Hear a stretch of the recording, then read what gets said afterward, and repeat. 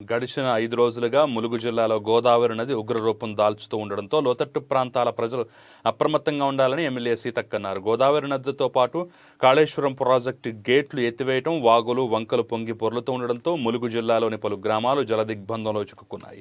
దీంతో ఎమ్మెల్యే సీతక్క జిల్లాలోని ముంపుకు గురైనటువంటి ప్రజలను రాత్రికి రాత్రే ఆర్టీసీ బస్సులో పునరావాస కేంద్రాలకు తరలించారు. జిల్లా కలెక్టర్ కృష్ణ ఆదిత్యతో పాటుగా రెవెన్యూ సిబ్బందితో కలిసి సీతక్క ఐటీడీఏ కార్యాలయంలో ఏర్పాటు చేసిన పునరావాస కేంద్రాలకు బాధితులను తరలించారు.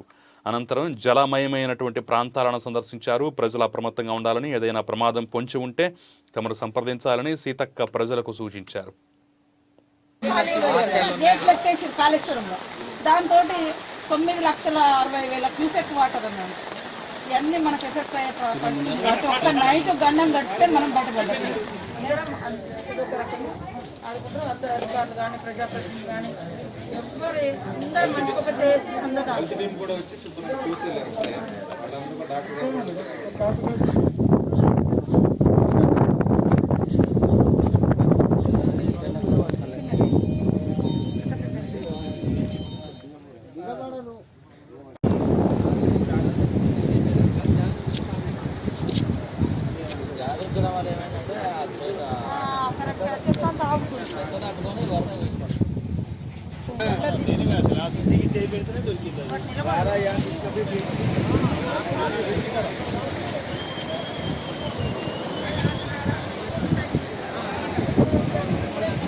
నమస్తే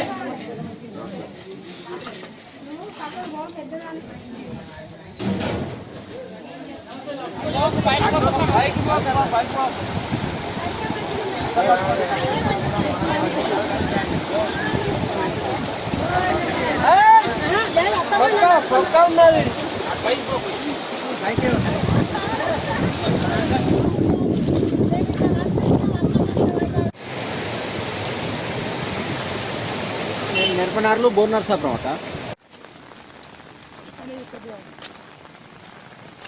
దయచేసి అందరూ కూడా అప్రమత్తంగా ఉండాలి. ఈ యొక్క విపత్కరమైనటువంటి పరిస్థితులలో ప్రజలు ధైర్యంగా ఉండాలి.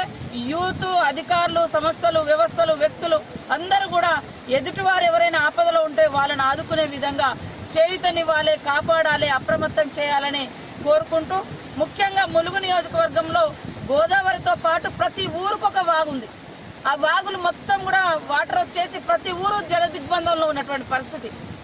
కాబట్టి ఏం కాదులే అనుకో, వరద అంటేనే అట్లొచ్చి ఇట్లా కొట్టుకుపోతుంది. వరద అంటేనే దాని యొక్క పేరే అది. కాబట్టి ఆ వరదలో ఎంతమంది కొట్టుకుపోతామో ఏమవుతామో తెలియదు.